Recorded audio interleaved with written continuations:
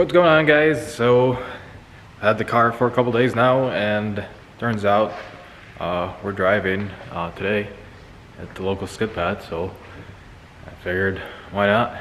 So prepping it up and we're gonna head over. So doing a quick oil change right now. I gotta get a better setup for that, but nonetheless, whenever I do an oil change, I always nut and bolt the car, no matter what. I don't care. They always get an oil change and a nut and bolt before I go out and drive. If not an oil change, definitely nut and bolt. Super crucial. And I'm about to show you why. So I'm pretty impressed with the Weiss valve. Usually on my other one, it's got FDF, things get a little loose, but that doesn't mean it's not a good product. Cars with Heim joints just don't have as much give as like cars with bushings, ball joints, so things tend to get loose in that car. The engine revs really high, vibrates a lot, so, but pretty impressed with it. Some of the angle kit things need to be fixed. It binds in certain areas and it actually hits the control arm here on the wheel, but it's nothing that's gonna be bad. I don't think it's gonna hurt anything. That side is okay, but we'll just have to mess with it. Just that's another thing about non-bolting cars is you move the suspension, make sure everything works, and it a lot of times reveals a lot of issues that could cause issues at the track, and you think, oh, you know, my driving's crap, but in all reality, the car is just doing weird things. Something's loose, something's binding. Anyways, always nut and bolt your car. Bare minimum is your tie rods, knuckles, control arms, things that if they come completely loose, you're gonna crash. So bare minimum. I mean, don't nut and bolt your exhaust hanger or exhaust bolts, you know. Bare minimum. Suspension, front suspension at like bare minimum. Like if you're just in a rush, just your control arms, tie rods, knuckles, things like that. Also, check your rack bolts, because if your tire rack comes loose, it's not gonna be a good day. But one thing I've always also done is, because these BMWs, the rack and the control arms are mounted, and in a lot of cars they're mounted on the front subframe, I always check the subframe bolts right here. So I'm doing my usual thing. I grab 2 adjustables and I just kind of go through everything, and it feels good, then I just move on. And then if I feel something loose, I grab the correct size socket or wrench for it, whatever I can get in there.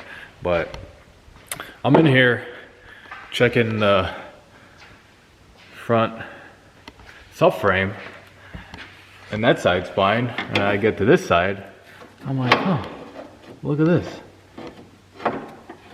It's like completely loose, and not only is it loose, but it like is about to drop. You can actually see the threads.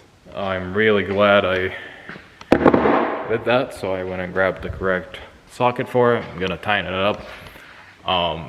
This could be a disaster if that falls. I mean, the whole engine would be tweaked. It would probably bend so many things, and since the control arm is mounted to it, the lollipops don't actually do anything. This could just drop, and it could cause a really bad day at the track. Thankfully, the first day I'm doing is at a skid pad, so no walls to hit or whatever, but we do enter pretty fast speeds, so really glad it's like, all right, oil change, nut and bolt check. Not even gonna say that it's just a quick day at the local track. So yeah, do not skip just the bare minimum: suspension, subframes.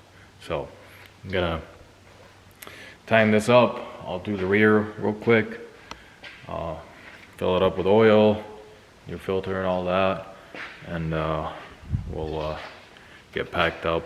I'll show you guys my just track day essentials at the local track, since I'm driving this to the track. It's close enough.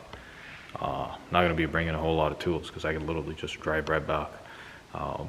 And even like if I need to change tires or something weird happens, so it's way too cold out to be wrenching on it. So if something does happen, I'm just gonna come back and wrench on the car and go back, or just call it a day. So I'll show you guys just the bare minimum things to grab to the track and that I like to grab, and we'll head on over. All right, this thing's all nut and bolted. It's got fresh oil in it. Check your wheel lug nuts or lug bolts, because I thought, hey, new car, let's check them out, and they were tight, but this wheel was missing 2 out of the 5. So stole a couple of lug bolts from that guy, because it's gonna get converted to studs anyways, so it's gonna happen this off season. But yeah, glad I noticed that. So all good to go. Got my camera bag, laptop, very important, tire pressure gauge. Usually I'll take an impact and, you know, basic tools, but track is close enough to where I just come back and wrench on it in a warm shop instead of being out there in freezing cold. So yeah, I don't think I'm going to be doing anything crazy out there, so if anything happens, we'll just come back. The only thing I'm going to be doing is touching up maybe some of the tune things to get it to idle a little bit better. Not even going to touch the actual tune, so that's why I have the laptop. Probably grab some snacks, and yeah, let's go out there and see what this thing can do. I don't have my hopes up. I've already tried a couple of things with it. I mean, it'll drift, it'll be fine, but I don't think it's gonna feel like the best thing ever. The suspension's way too soft, but we'll go out there and have a good time and set up the GoPro and get some good footage for you guys. Forgot to mention, you gotta have the helmet with the GoPro mount and the driving shoes. Driving shoes are not necessary. I just can't drive with these big old shoes, so I always keep them here, and fire extinguisher and all that other stuff for tech. All right, made it to the local skip pad. I say made it as if it was like a drive. It's like not even 2 minutes, but I'm the only crazy person out here in this weather. I guess people don't like drifting when it's cold. I get it. Show you guys the skip pad if you're not local. Alright, so that's the run up. You can run up all the way from over there if you wish to, but I usually just start over here. Can gain pretty good speed. This might be one of the fastest like entry to skid pad that I've ever seen anywhere. You guys know a faster skid pad like entry? Pretty small skid pad, but entry makes it really fun. This is our rodeo layout, so I'll try to get some outside footage here. See if I can set up the camera in a good spot, but I'll get the GoPro set up on the helmet, get all suited up, my shoes on, my snacks on, and see what this thing does. So first lap, let's see, gonna take it easy just to feel out the car. Mild entry. I don't even know if my gloves really are necessary for this wheel, but I'm just wearing them because it's cold out. Alright, here we go.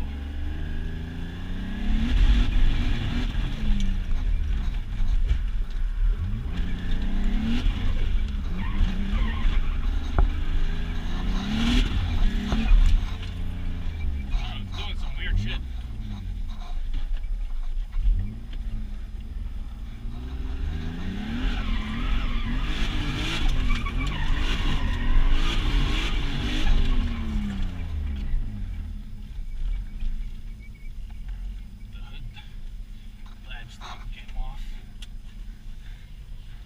It's like almost feels like fuel sloshing maybe.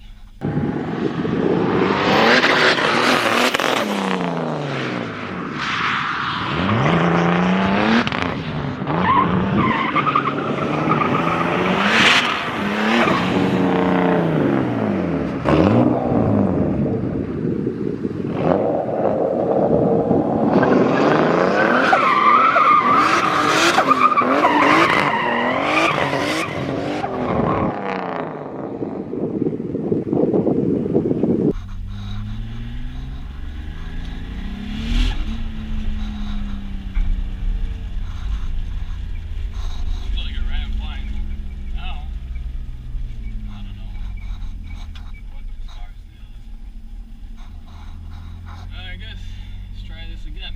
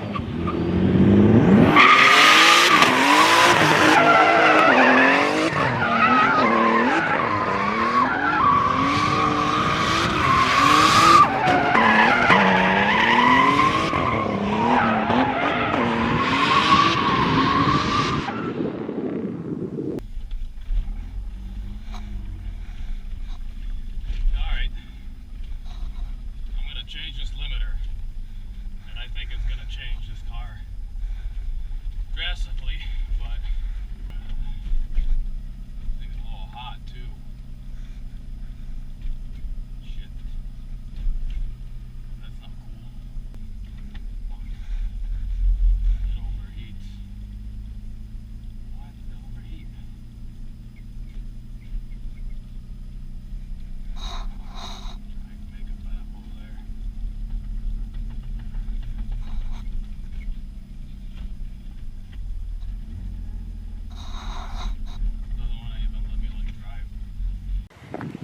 Alright, I did like 3 laps. I hated the limiter, but this thing overheated and it's like 20 degrees outside. So it's all sizzly right now and it's cooling everywhere. Limped it back to the shop. Still kept overheating on the 4-minute drive. So I'm gonna let it cool off a little bit out here in the cold, and then I'm gonna see if it was just low, but I don't think so. I'm gonna try and add some coolant, re-bleed it.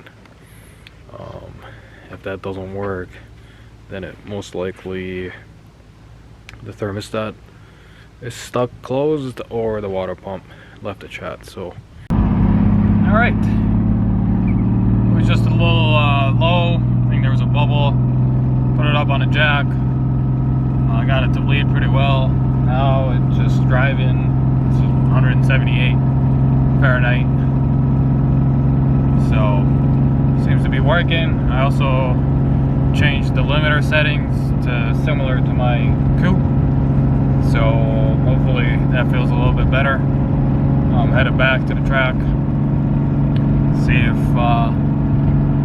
we can actually get some seat time in the seat time car instead of wrenching on it. So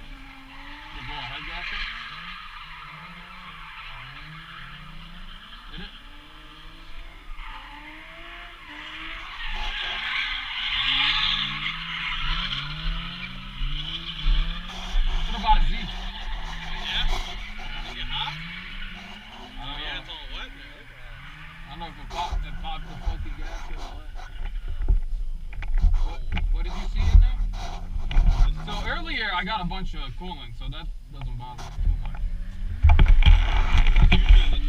Alright, car kept wanting to overheat at the track.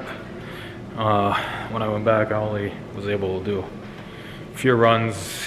Got to do a couple of tandems, but didn't get to chase, so don't really know what the car is going to be capable of. It's super weird. I don't know. I can get it to bleed, and it drives fine. It stays at like 180, which is pretty cool. And then I started drifting it, and it just overheats. It starts acting up. It's got like a little hiccup now, like a little misfire. It still pulls through it, but I don't know what's going on with the cooling system. I don't know if it's the pump. It might be the pump going out. I don't know if it's, I mean, the thermostat wasn't opening, it wouldn't take any water, but the top hose gets warm and the bottom hose stays cold, so it might possibly be the pump just not circulating. So I don't know, but I feel like if the pump went out, it wouldn't stay at 180 while I'm street driving, and I'm doing like 1, 2, 3 pulls, so that's something I'm gonna have to figure out. So I mean, still we got to take the car out, not too bummed out, but it's progress. You know, you gotta go through the motions of figuring out all the weird things, and we'll get it figured out. Gotta change the thermostat and the pump just to know for sure and move on and see what it actually is. Yeah, another thing is the front end on this car. It's a little weird. I gotta figure out what's going on. Feels like whenever like you turn, it just wants to go to like full angle, and then when it go to like a lot of angle, it just kind of like feels like you hit the brakes in the front. I know there's some rubbing issues, so yeah, it was a good day for, you know, shaking the car down first time. Still had a good, you know, fun thing. Rips when it actually, you know, you don't put it on full lock and it's not overheating. But yeah, we'll have to figure out the front suspension, figure out this overheating issue, and other than that, I think got one hell of a ripper. So yeah, we'll get it sorted. But I think this is it for the video.